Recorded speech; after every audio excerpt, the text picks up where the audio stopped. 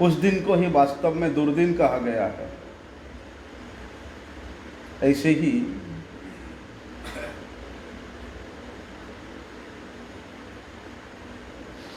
हम सब के लिए आज के दिन बड़े ही दुर्दिन है। श्रील महाराज जी से नामनिष्ठ, सेवानिष्ठ, गुरुप्रेष्ठ,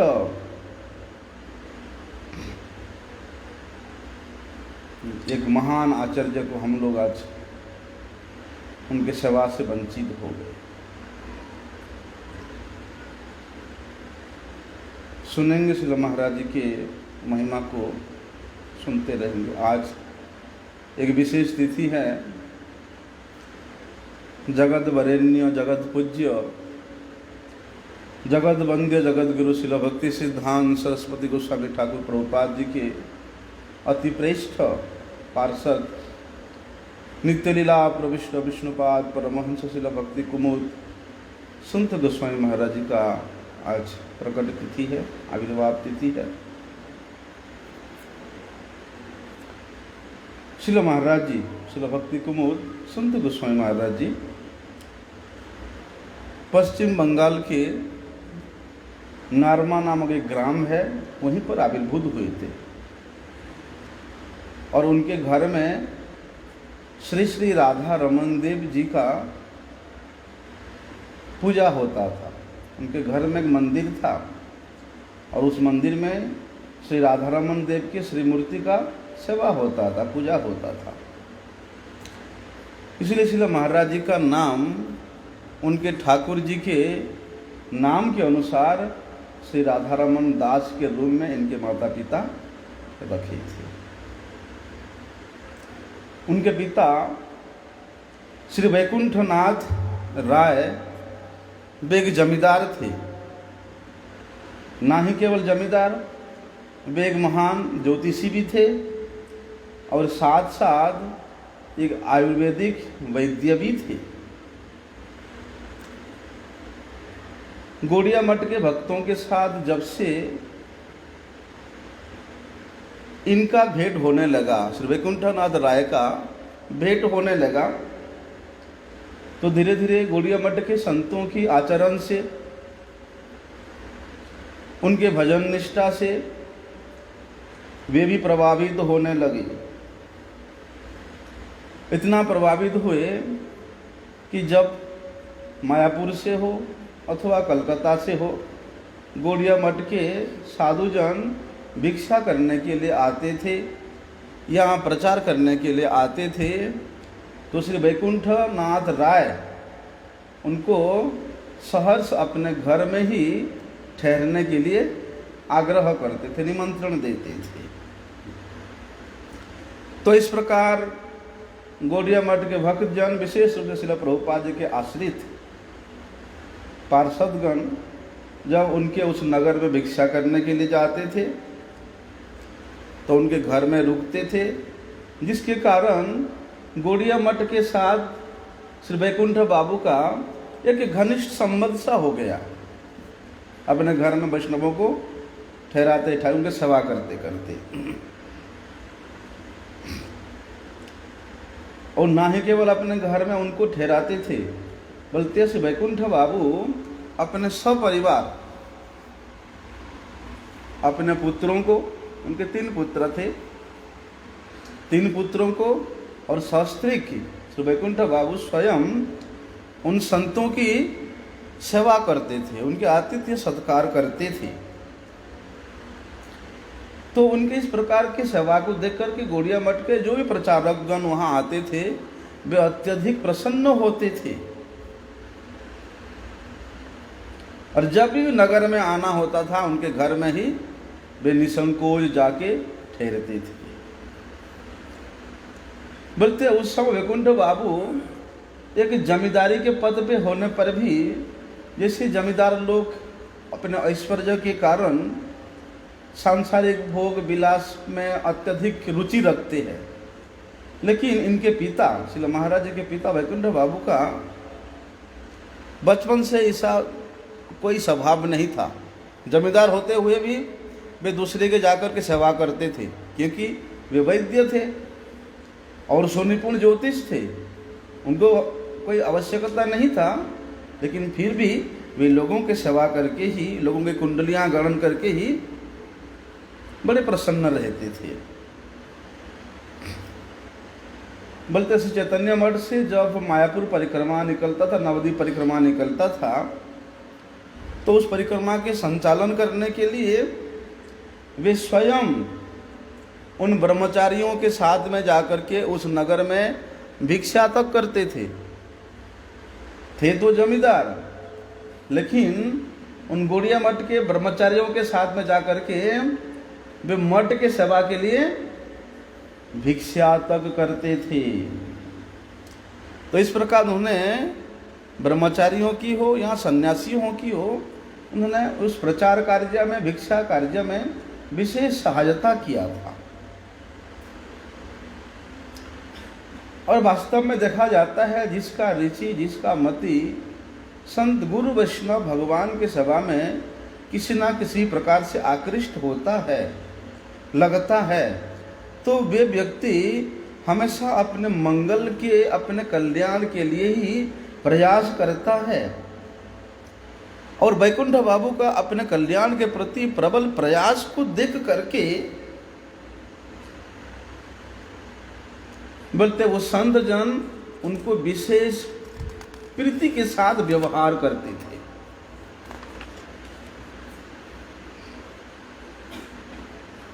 एक जमींदार भिक्षा करने जाएगा तो ये तो कितनी संकोच की बात है, लेकिन वे मठ के सेवा के लिए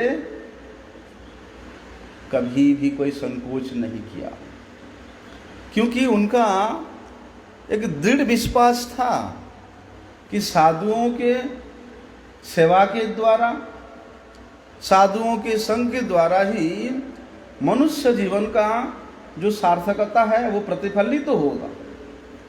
मनुष्य जीवन का सार्थकता एकमात्र साधु संग, साधु सेवा से ही सार्थक होगा। इस प्रकार उनका एक दृढ़ विश्वास था।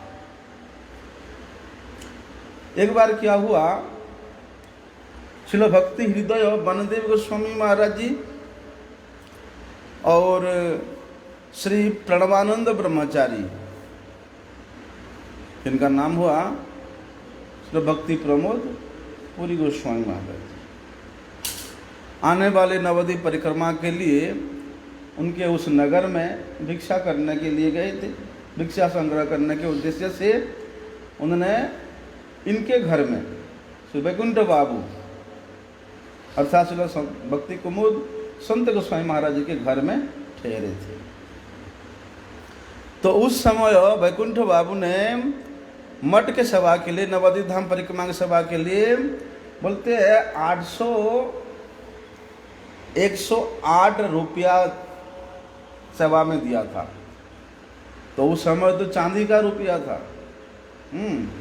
108 उन्होंने चांदी का सिक्का श्री कृष्ण के सेवा के लिए, मठ के सेवा के लिए, उस परिक्रमा के सेवा के लिए प्रदान किया था। तो वहाँ पर उसी समय श्रील वन गोस्वामी महाराज जी और श्रील भक्ति प्रमोद पुरी गोस्वामी महाराज जी 5 दिन तक उनके घर में रुके थे। तो श्रील भक्ति प्रमोद पुरी गोस्वामी महाराज जी देखते हैं कि इनका जो छोटा लड़का है राधा रमन, ये अधिकांश समय उनके घर में जो मंदिर बना हुआ है उस मंदिर के समक्ष बैठ कर के ठाकुर जी का नाम करते हैं। शांतिपूर्वक वहाँ पर जब श्रील महाराज जी कथा करते थे, कीर्तन करते थे, वे शांतिपूर्वक बैठ करके उसको श्रवण करते थे। और श्रवण करने के बाद वे उसी का ही मनन करते थे, हरि नाम करते करते। एक दिन श्रील भक्ति प्रभु पुरी गोस्वामी महाराज जी ने वहाँ पर एक कीर्तन किया, जीव जागो गोरा चांद बले।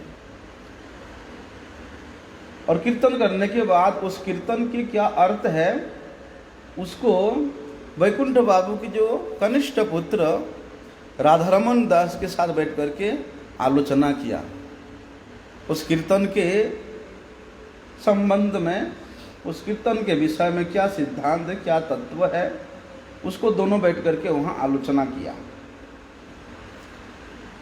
तो श्री भक्ति प्रमोद पुरी गोस्वामी महाराज जी, अभी इतना अल्प वयस है राधारमण दास का, उनके हरि कथा कीर्तन में इतना रुचि, और भक्तियों ठाकुर जी के इस कीर्तन के व्याख्या को श्रील भक्ति प्रमोद पुरी गोस्वामी महाराज जी जितने तत्व सिद्धांत से बोल रहे हैं, वे छोटे से बालक राधारमण भी उतने ही तत्व सिद्धांत के साथ उनके साथ आलोचना कर रहे हैं।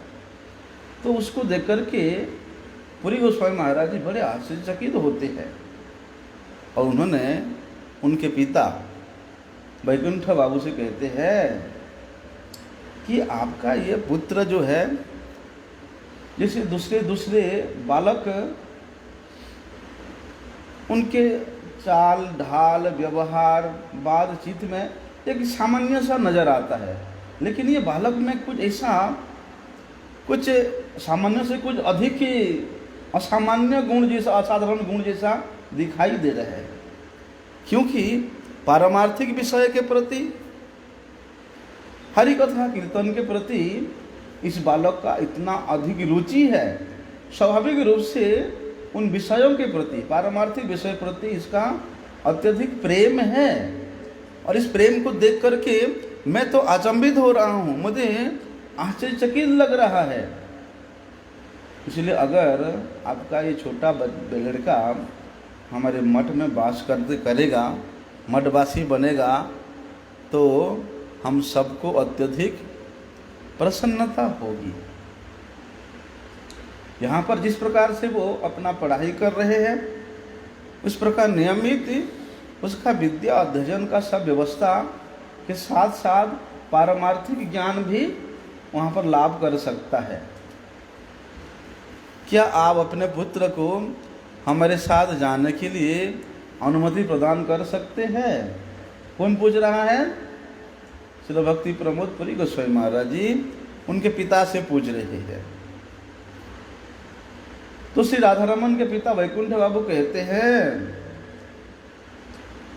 अगर वे आपके प्रस्ताव को स्वीकार कर ले,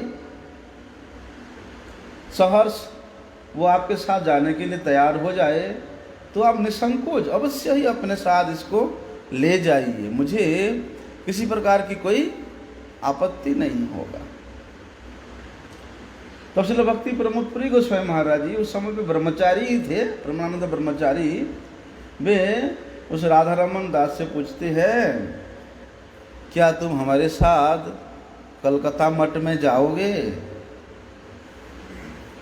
वहाँ पर भी ऐसे ब्रह्मचारी सन्यासी, उनका संग मिलेगा, उनका सेवा भी करना पड़ेगा तुमको।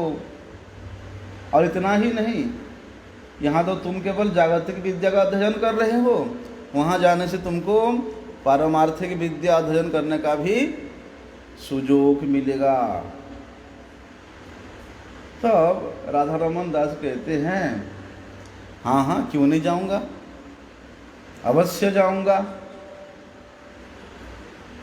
तब श्रील महाराज जी कहते हैं कि ठीक है, हम लोग जब यहाँ आते हैं, यहाँ तो हम 2-3 लोग आते हैं, तुम्हारा इतना हम लोगों के साधुओं के सेवा में इतना रुचि है, वहाँ जाने से तुमको बहुत साधु मिलेंगे, बहुत सन्यासी मिलेंगे, सबका सेवा करने का तुमको सौभाग्य प्राप्त होगा, सबकी सेवा करना पड़ेगा। तब श्री राधारमण ब्रह्मचारी बोलते, एक तो अभी युवावस्था हुआ नहीं, बाल्यावस्था ही है, 8 क्लास पढ़ते थे, वहाँ जाके फिर 9 क्लास से उनका एडमिशन हुआ कलकत्ता मठ में, कलकत्ता में। तो उन्होंने बड़े उत्साहपूर्वक उत्तर प्रदान करते हैं कि बाबा, अगर वहाँ जाकर के और अधिक ब्रह्मचारी सन्यासियों का सेवा करने का सुयोग मिलेगा, तो ये मेरे लिए बड़ी सौभाग्य की बात है, उसी से मेरा सौभाग्य और अधिक वर्धित होगा। तो राधारमण दास ने श्री महाराज जी के साथ में जाने के लिए अपना स्वीकृति प्रदान कर दिया। और उसी समय कोलकाता में उल्टा डंगा रोड में एक बिल्डिंग में किराए पे लेकर के मठ संचालन हो रहा था, तो उसी मठ में गए।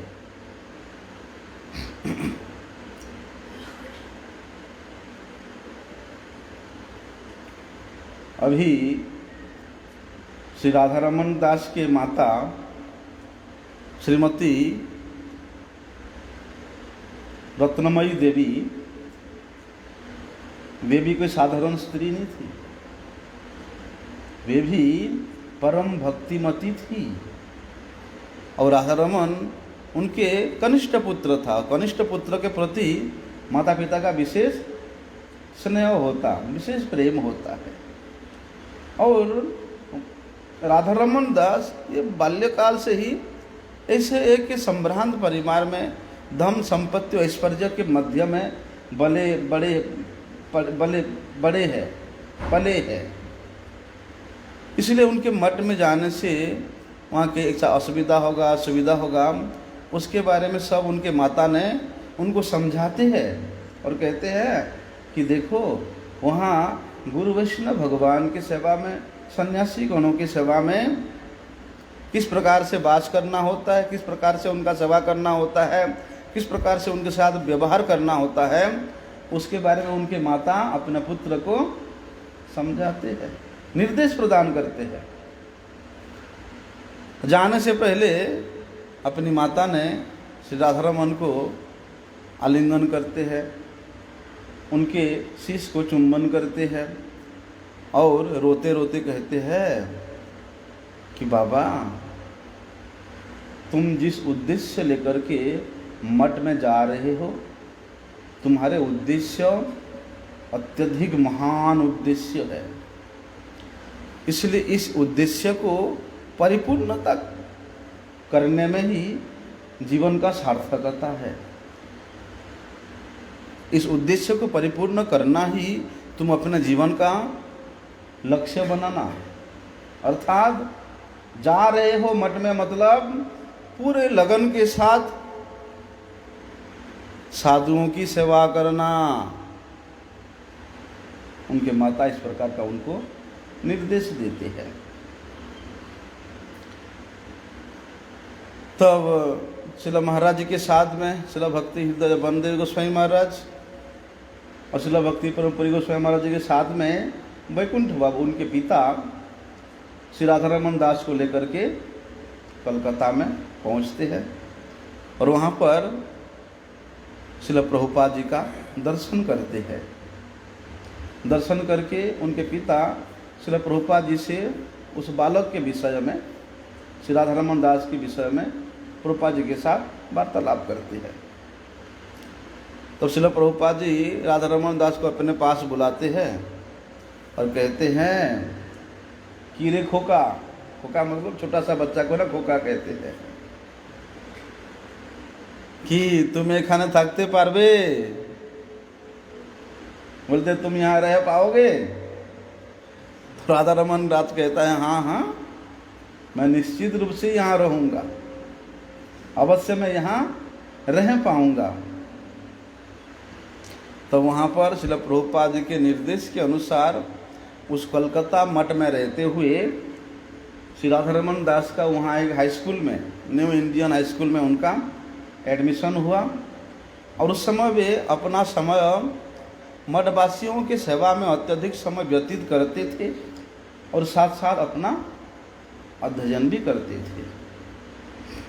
कभी कभी श्री राधारमण ब्रह्मचारी क्या करते थे, सन्यासियों के वस्त्र को धो देते थे, अपने से श्रेष्ठ ब्रह्मचारियों के खाने के बर्तन को अथवा उनके कमरे को साफ कर देते थे। किसी किसी समय वे नाट्य मंदिर को बड़े सुंदर रूप से झाड़ू पोछा लगा देते थे, मार्जन कर देते थे। तो जितने भी मठवासी थे उस समय वो छोटे से बालक के सेवा के प्रति इतना उत्साह को देख कर के और इस प्रकार निष्कपट सेवा वृत्ति को देख कर के सब उस बालक को प्रीति करते थे, सब मुग्ध हो गए थे उनके प्रति।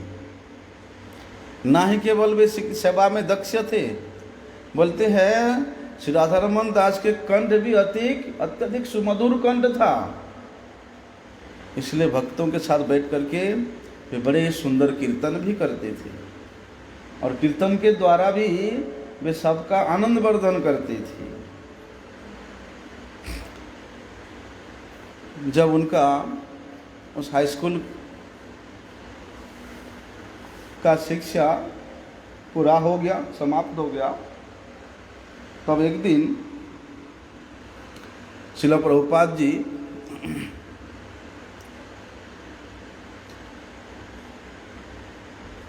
उनके पास तो जितने भी उनके सन्यासी शिष्य थे, ब्रह्मचारी शिष्य थे, सबके पास कहते हैं, प्रभुपाद जी कहते हैं कि जब मैं इस बालक को, प्रभुपाद जी अपने शिष्यों को बता रहे हैं कि जब मैं इस राधारमन दास को इतना निष्ठा के साथ, निष्कपटता के साथ, तीव्रता के साथ सेवा करते हुए देखता हूँ, तो मन में विचार आता है कि ये मठवास करे और मठवास करने से मैं निश्चिंत होकर के इसको कुछ सेवा सौंप करके मैं निश्चिंत हो सकता हूँ। ऐसा कौन कर रहा है? कह रहे हैं श्रील प्रभुपाद जी अपने सन्यासी और ब्रह्मचारी शिष्यों को बता रहे हैं। तो छोटे से बालक के इस प्रकार तीव्रता युक्त सेवा को देख करके इसको अगर मठवास करेगा, ये मठवासी बनेगा, तो इसको कुछ सेवा का दायित्व दे करके मैं निश्चिंत हो जाऊंगा। फिर भी कहते अरे अभी तो ये छोटा सा बालक है, तरुण अवस्था है और अभी अभी तो इसने विद्या अध्ययन समाप्त ही किया है, तो इसके पश्चात उसके यहाँ वास करने का निर्णय शायद उसके माता पिता के ऊपर निर्भर करता है। जब कुछ समय बाद उनके पिता वैकुंठ राय उस कलकत्ता मठ में आए, तब उन्होंने श्रील प्रभुपाद जी के पास जाकर के अपने पुत्र के विषय में जिज्ञासा करते हैं। तो प्रभुपाद जी उस छोटे से बालक के विषय में जो भी सेवा का निष्ठा है उसको बोलते हैं उनको। तब उनके पिता उस राधारमन को पूछते हैं, क्या तुम अपना विद्या अध्ययन आगे को जारी रखोगे?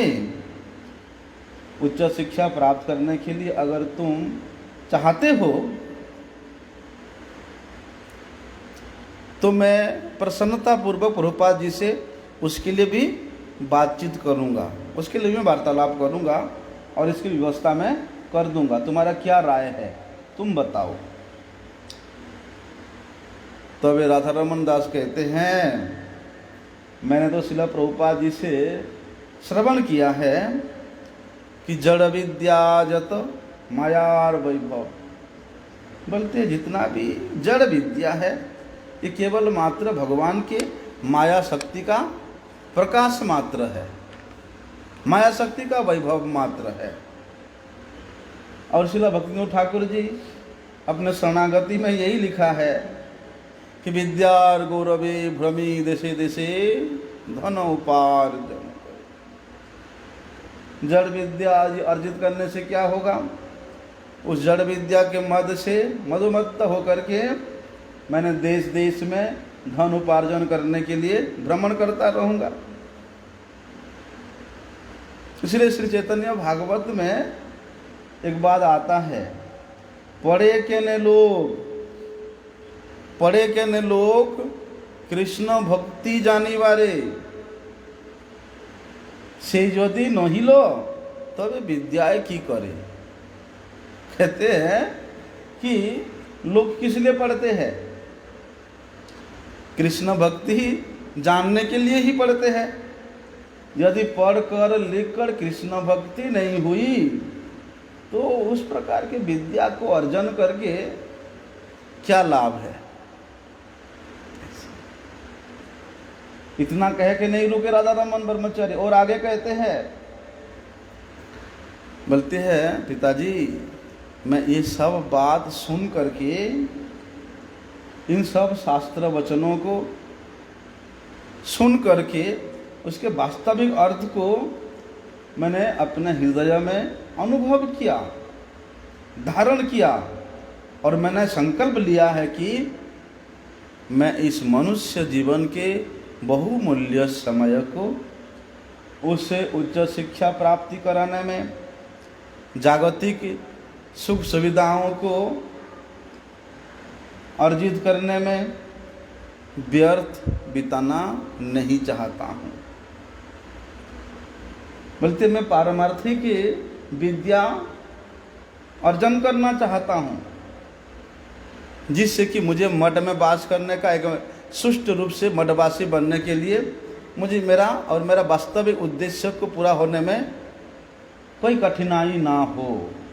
ऐसा महामंत्र करो।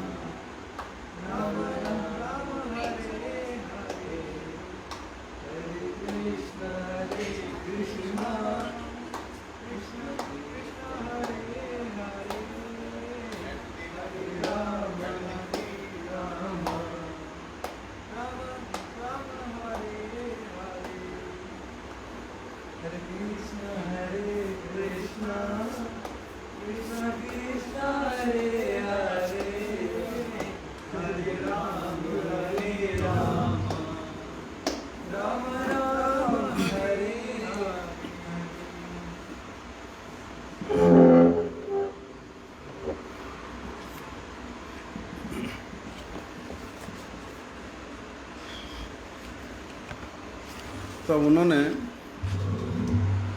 श्री राधारमन दास ब्रह्मचारी ने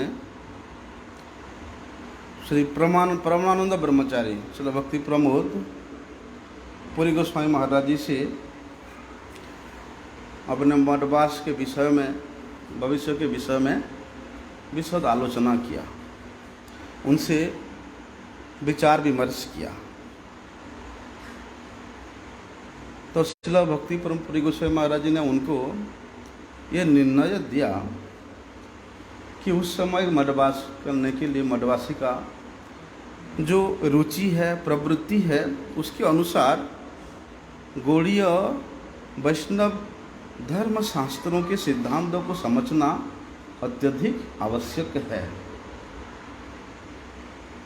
इसलिए प्रायशः मठवासी का ये एक अति आवश्यक लक्षण होना चाहिए कि मठंती बसंती छात्राः, मठ में केवल छात्र लोगों का ही वास करने का अधिकार है। छात्र कौन होता है? जो शिक्षा के अभिलाषी है। लेकिन मठ का शिक्षा क्या है? पारमार्थिक शिक्षा है। पारमार्थिक शिक्षा प्राप्त करने के उद्देश्य से ही मठ में वास करना चाहिए। जिसका इस प्रकार का उद्देश्य नहीं है वो मठवासी नहीं हो सकता।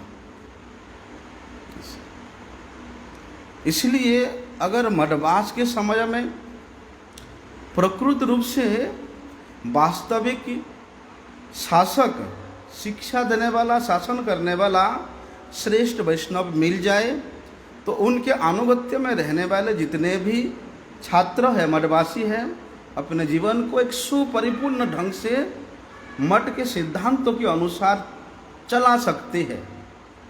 तो ऐसे विचार करके श्रील भक्ति परमपुरी गोस्वामी महाराज जी ने श्री राधारमण ब्रह्मचारी को काव्य व्याकरण तीर्थ श्री गौरदास पंडित जी के पास उनके अनुगत्य में संस्कृत अध्ययन कराने का निर्देश दिया। अगर उनके पास रह करके संस्कृत का अध्ययन करोगे ये तुम्हारे लिए उत्तम होगा। तो श्री राधारमण ब्रह्मचारी ने श्री भक्ति परमपुरी गोस्वामी महाराज के उस विचार को, उस प्रस्ताव को श्रील प्रभुपाद जी के समक्ष रखा। तो प्रभुपाद जी ने सहर्ष उसको अनुमति दिया। तब श्री राधारमण ब्रह्मचारी ने कोलकाता से तब मायापुर मठ में आए, अर्थात उनको कलकत्ता मठ से मायापुर मठ में भेज दिया गया, क्योंकि उस समय मायापुर मठ में ही उस काव्य व्याकरण तीर्थ श्री गौरदास पंडित वहीं पर ही वे शास्त्र अध्ययन व्याकरण का अध्यापना कराते थे। उसके कुछ समय पश्चात सन 1930 में मायापुर मठ में गौर पूर्णिमा के उपलक्ष्य में एक विराट सत्शिक्षा प्रदर्शनी का आयोजन हुआ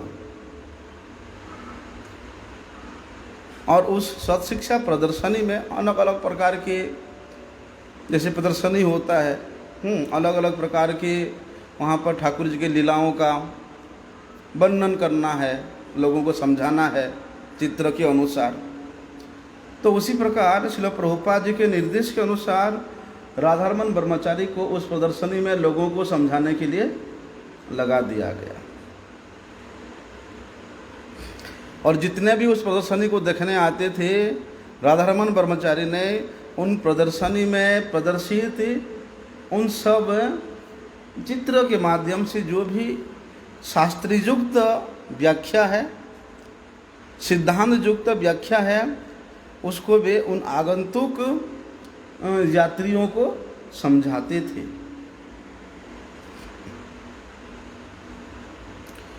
श्री राधारमण ब्रह्मचारी ने जितना श्रील प्रभुपाद जी के सुसिद्धांत संपन्न मत को श्रवण किया था, बिल्कुल उसी मत, उसी सिद्धांत के अनुसार वे सबको ठाकुर जी के तत्व को, भगवत तत्व को समझा रहे हैं।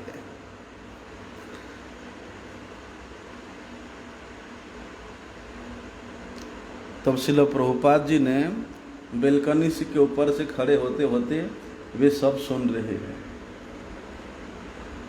कि राधारमण कैसा कैसा लोगों को समझा रहे हैं। और उसी प्रदर्शनी में राधारमण दास के माता और उनके दोनों भाई देखने के लिए आए थे। तो वो लोग जब श्रील प्रभुपाद जी को प्रणाम करने के लिए गए तो प्रभुपाद जी उनको बोलते हैं, देखो राधारमण ब्रह्मचारी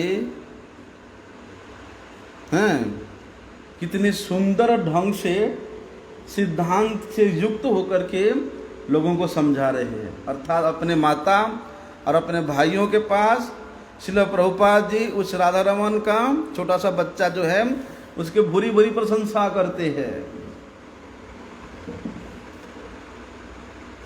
तब श्रील प्रभुपाद जी ने श्री वैकुंठ राय और उनके माता से कहते हैं कि आपके ये जो कनिष्ठ पुत्र है, ये आयु के अनुसार, अभी तो ज़्यादा विशेष वयस नहीं हुआ, ज़्यादा आयु नहीं हुआ, लेकिन इतनी आयु में ये इतना योग्यता प्राप्त कर लिया है कि इस प्रकार की योग्यता इसी आयु में किसी साधारण बालक में देखने को नहीं मिलता है। अभी तो राधारमण संस्कृत व्याकरण का अध्ययन कर रहा है और निष्कपट रूप से मठवासी वैष्णवों की सेवा कर रहा है। इस प्रकार श्रील प्रभुपाद जी ने उनके माता पिता के पास अपने बच्चा के विषय में बता रहे हैं।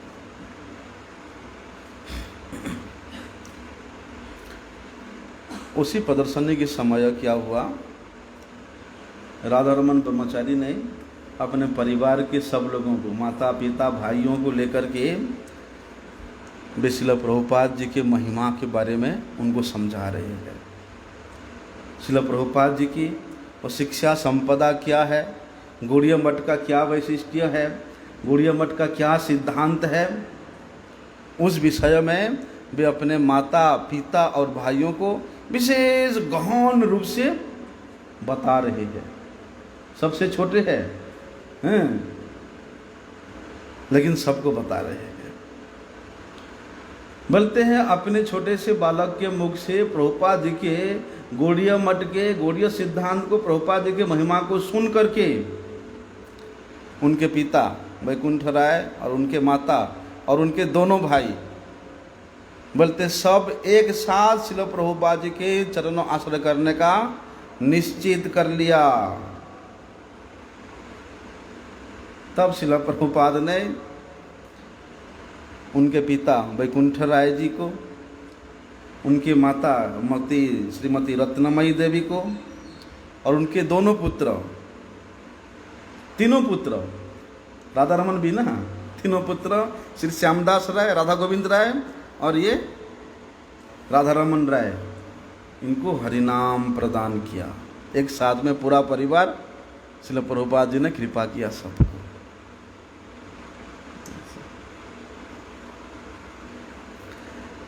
तो उन्होंने श्री राधारमण ब्रह्मचारी के माता पिता से पूछा, क्या आपके बच्चा ये राधारमण ये आगे भी इस प्रकार से मठवास करने में आपको किसी प्रकार का कोई आपत्ति तो नहीं है?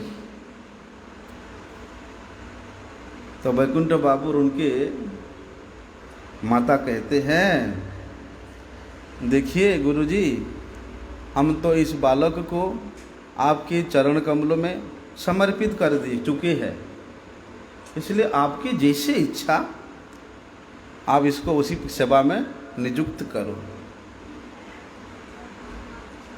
सेवा में ऐसा निपुणता था महाराज जी का कि ये घटना बताते हैं कि इतना सुनिपुण थे सेवा में। पहले नदिया प्रकाश नामक पत्रिका ये प्रत्येक दिन छपता था, पब्लिश होता था। लेकिन एक समय क्या हुआ, वर्षा का दिन था, अगले दिन नदिया प्रकाश पत्रिका छपना है, लेकिन छपने के लिए जो प्लेन पेपर चाहिए, कागज़ चाहिए, वो ख़त्म हो गया था। जब तक नए कागज़ नहीं आएगा तब तक दूसरे दिन के पत्रिका भी नहीं छप पाएगा। तब उस समय उस नदिया प्रकाश पत्रिका के जो संपादक थे श्री प्रवणानंद ब्रह्मचारी, भक्ति प्रमोद हरि गोस्वामी महाराज जी, उन्होंने श्रील प्रभुपाद जी को ये सब स्थिति के बारे में अवगत कराया और जिज्ञासा किया। तो प्रभुपाद जी उनसे पूछते हैं, तो फिर हमको क्या करना चाहिए, किस प्रकार से होगा ये? तो श्रील भक्ति प्रमोद हरि गोस्वामी महाराज कहते हैं, प्रभुपाद जी पूछते हैं, क्या कोई कृष्णनगर जा सकता है? क्योंकि कृष्णनगर में भागवत प्रेस है। उस भागवत प्रेस में जाकर के कोई कागज ला सकता है? तब श्री भक्ति प्रमोद हरि गोस्वामी महाराज कहते हैं कि यहाँ राधारमण ब्रह्मचारी है और मुझे विश्वास है कि आप कहेंगे तो अवश्य जाकर के कागज लेकर के आएगा।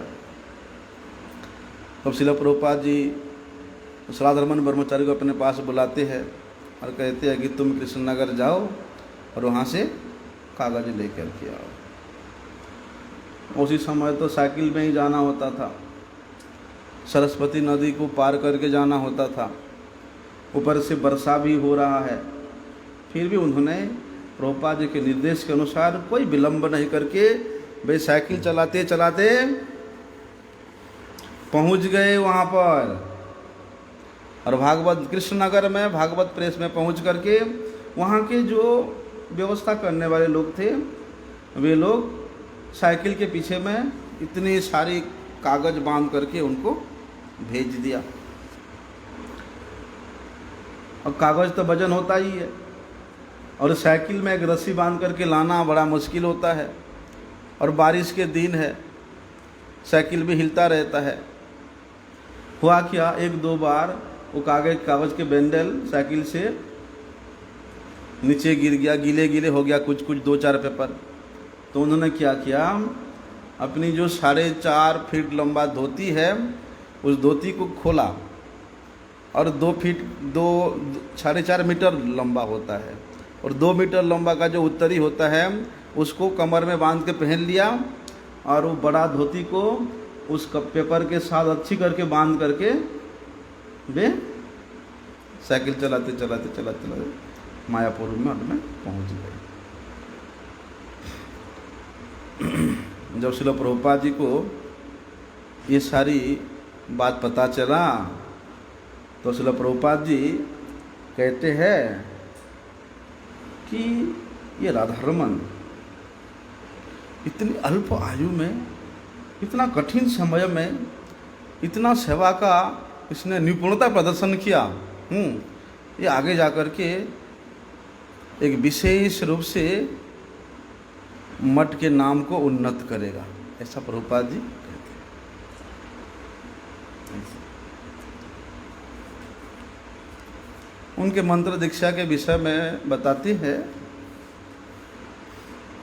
कि श्रील प्रभुपाद जी ने मायापुर में जब सत्शिक्षा प्रदर्शन आयोजन हुआ था, उस समय राधारमण के उस अत्यधिक कुशलता पूर्वक सेवा कार्य को देख करके उन्होंने, जब ढाका में प्रदर्शनी लगना था, तो उस ढाका के प्रदर्शनी में भी राधारमण को इस प्रकार लोगों को समझाने के लिए, वहाँ भेजने के लिए प्रभुपाद जी ने प्रस्ताव रखा। जब राधारमण ब्रह्मचारी को इस बारे में पता चला, तो उन्होंने भक्ति विवेक भारती गोस्वामी महाराज जी के पास जाके कहते हैं, महाराज अभी सिद्धाम मायापुर में जो प्रदर्शनी हुआ था 8-10 दिन हुआ था, तो वो 8-10 दिन तो मेरा यहाँ पर व्याकरण पढ़ने के लिए कोई व्यवस्था नहीं हो पाया, क्योंकि मैं इधर ही व्यस्त था, और अगर मैं ढाका चला जाऊँगा तो मेरा पढ़ना तो, व्याकरण पढ़ना तो बिल्कुल ही बंद हो जाएगी। तब श्रील भारती गोस्वामी महाराज जी ने, भक्ति विवेक भारती गोस्वामी महाराज जी ने इस विषय में श्रील प्रभुपाद जी के पास जाकर के बातचीत किया। तो श्रील प्रभुपाद जी ने राधारमण ब्रह्मचारी को अपने पास बुलाते हुए कहते हैं कि देखो, जो व्याकरण पढ़ रहे हो वो भी हरि सेवा के लिए ही प्रयास है, इसलिए हरि सेवा के लिए प्रयास करने से पहले हमें कुछ योग्यता अर्जित कर लेनी चाहिए। जैसे कोई भी कार्य में सुनिपुण होने के लिए पहले उस निपुणता को प्राप्त करने के लिए परिश्रम करना पड़ता है, क्वालिफिकेशन चाहिए। इसलिए हरि सेवा करने के लिए भी कुछ योग्यता है, उसको अर्जित कर लेना चाहिए। बोलते इस प्रकार का विचार हमारे जीवन में अनेक प्रकार के बाधाएं उत्पन्न करती है। प्रभुपाद जी कहते हैं कि कौन जानता है कि योग्यता अर्जित करने में ही तुम्हारा समय व्यतीत हो जाए। अभी जब सुयोग आया है तुम्हारे सामने हरि सेवा करने का, तो उसको हाथ से जाने देना बुद्धिमान का काम नहीं है। इसलिए तुम्हारे सेवा सामने जब हरि सेवा करने का, वैष्णव सेवा करने का, मठ की सेवा करने का सुयोग आया है, तो जाओ सेवा करो। ऐसा श्रील प्रभुपाद जी ने उनको निर्देश देते हैं, क्योंकि क्या पता कि मनुष्य जीवन तो इतना क्षणभंगुर है, कब इस मनुष्य जीवन चला जाएगा कोई ठीक ठिकाना नहीं है। इसलिए इन सांसों को पर भी विश्वास करना बुद्धिमानी का काम नहीं है। जब तक सांस नहीं रुकती है तब तक लगे लगे रहो, लग जाना चाहिए। कहते हैं कि धान में, खेतों में जो धान होता है, बोलते हैं सूर्य का धूप होते होते, सूर्य की उपस्थिति रहते रहते सुखा लेना चाहिए। बोलते उसी प्रकार हरि सेवा का जब भी सुयोग मिलता है, वैष्णव सेवा का जब भी सुयोग मिलता है, उस सेवा को ग्रहण करके उसका भी फायदा उठा लेना चाहिए। अगर स्वतंत्र रूप से व्याकरण का ज्ञान अर्जित करने से, स्वतंत्र रूप से व्याकरण का ज्ञान अर्जित करना अपेक्षा हरि सेवा में नियुक्त होने से तुम्हारी योग्यता अधिक बुद्धि प्राप्त होगी।